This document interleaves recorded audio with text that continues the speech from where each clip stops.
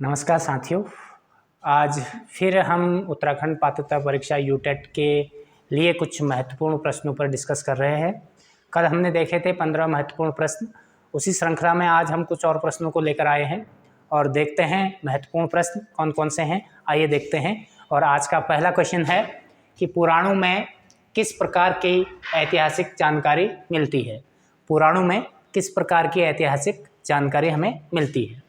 4 option हमारे सामने हैं। पुराणों से धर्म और कर्मकांड की जानकारी मिलती है, बी है सृष्टि की उत्पत्ति की जानकारी मिलती है, सी है राजवंशों की वंशावली की जानकारी मिलती है और डी है उपरोक्त सभी। तो मैं आपको बताना चाहूँगा पुराणों से हमें धर्म और कर्मकांड की भी जानकारी मिलती है, सृष्टि की उत्पत्ति की भी जानकारी मिलती है, राजवंशों की वंशावली की भी जानकारी मिलती है। तो हमारा आंसर हो जाएगा उपरोक्त सभी। अगला क्वेश्चन है, कौटिल्य का अर्थशास्त्र किस काल से संबंधित है। कौटिल्य का अर्थशास्त्र किस काल से संबंधित है। 4 ऑप्शन हमारे सामने हैं। मौर्य काल, गुप्त काल, हर्ष काल, वैदिक काल।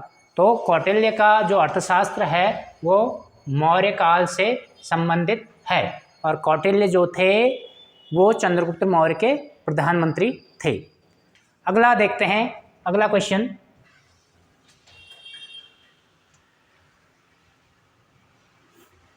अगला क्वेश्चन है, ह्वेनसांग ने किस भारतीय शासक के शासनकाल का वर्णन किया है।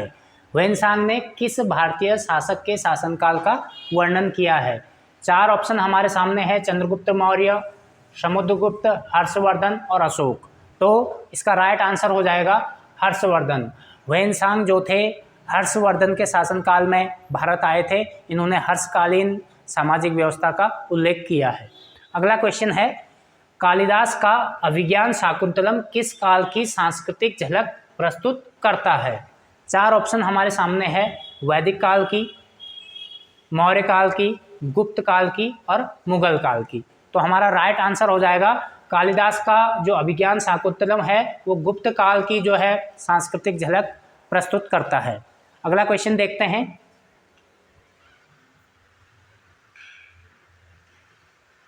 अगला क्वेश्चन है, कश्मीर का इतिहास राज तरंगिणी किसने लिखा था। जो कश्मीर का इतिहास है राज तरंगिणी, इसको किसने लिखा था।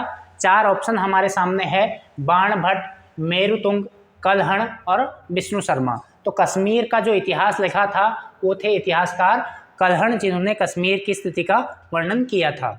अगला क्वेश्चन है, जैन आगम, जो जैन साहित्य है आगम किस भाषा में लिखे गए हैं। जैन साहित्य जो है आगम किस भाषा में लिखे गए हैं। 4 ऑप्शन है। संस्कृत भाषा में, प्राकृत भाषा में, पाली भाषा में और तमिल भाषा में। तो जो जैन साहित्य आगम लिखे गए हैं वो प्राकृत भाषा में लिखे गए हैं। बढ़ते हैं अगले क्वेश्चन की तरफ।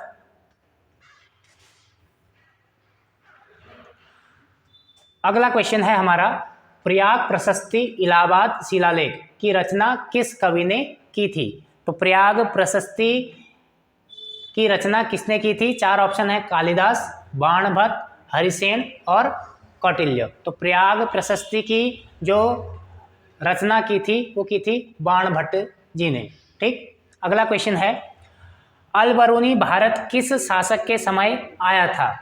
अल-बरूनी भारत के किस शासक के समय आया था।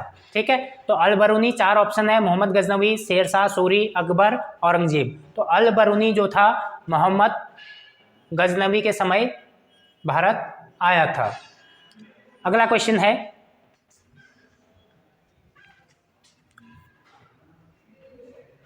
अगला क्वेश्चन बढ़ते हैं। आज का अगला क्वेश्चन है, निम्नलिखित में से कौन साहित्यिक स्रोत नहीं है। क्वेश्चन पूछा है निम्नलिखित में से कौन साहित्यिक स्रोत नहीं है। 4 ऑप्शन है। वेद, अर्थशास्त्र, शिलालेख और पुराण।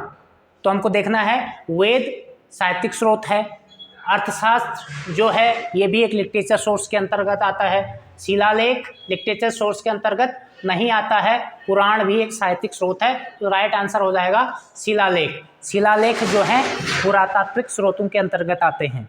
अगला क्वेश्चन है, साहित्यिक स्रोतों की मुख्य सीमा क्या है। साहित्यिक स्रोतों की मुख्य सीमा, इनकी लिमिटेशन क्या है। जो साहित्यिक स्रोत हैं इनकी लिमिटेशंस क्या हैं। 4 ऑप्शन है। इसमें ऐतिहासिक तथ्य नहीं मिलते हैं, दूसरा ऑप्शन है इसमें अतिशयोक्ति और मिथक अधिक हैं। तीसरा ऑप्शन है ये अधिक धार्मिक जानकारी देते हैं। चौथा ऑप्शन है इनमें विदेशी यात्रियों का उल्लेख नहीं है। तो राइट आंसर होगा कि इसमें जो है अतिशयोक्ति और मिथक बहुत अधिक हैं साहित्यिक स्रोतों में। ठीक, बढ़ते हैं आज के अगले क्वेश्चन की तरफ। अगला क्वेश्चन है वेदों में सबसे प्राचीन ग्रंथ कौन सा है? वेदों में सबसे प्राचीन ग्रंथ कौन सा है? चार ऑप्शन हमारे सामने है, सामवेद, ऋग्वेद, अथर्ववेद और यजुर्वेद। तो सबसे प्राचीन वेद जो हो जाता है हमारा वो ऋग्वेद सबसे प्राचीन वेद माना जाता है। सामवेद को भारतीय संगीत का जनक कहते हैं। अथर्ववेद जादू टोना से इसमें इन सारी चीज़ों, राजा का चुनाव, इन सब चीज़ों का वर्णन है। और सबसे बाद का वेद जो है अथर्ववेद माना जाता है।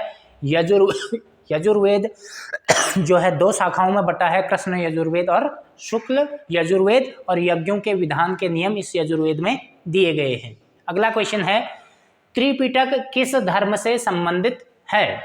त्रिपिटक किस धर्म से संबंधित है? चार ऑप्शन है, जैन धर्म, बौद्ध धर्म, वैदिक धर्म और इस्लाम।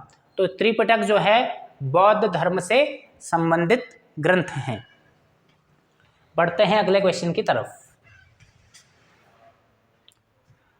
अगला क्वेश्चन है इंडिका ग्रंथ किसने लिखा था? इंडिका ग्रंथ को किसने लिखा था? चार क्वेश्चन है, फाहियान ने, हुएनसांग ने, मेगस्थनीज ने, अल बरूनी ने।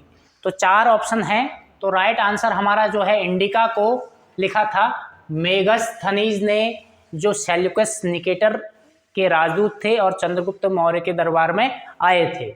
बात करते हैं फाहियान ने। फाहियान ने जो लिखी थी जो ग्रंथ फो को की, ठीक।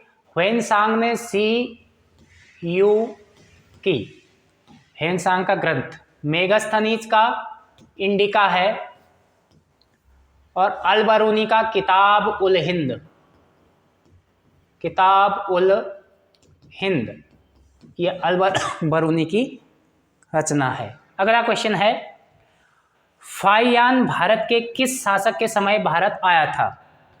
चार ऑप्शन है, चंद्रगुप्त मौर्य, अशोक, समुद्रगुप्त और चंद्रगुप्त द्वितीय। तो फाहियान चीनी यात्री था जो हुएनसांग से पहले आ गया था, जो आते हैं चंद्रगुप्त द्वितीय के शासनकाल में भारत में।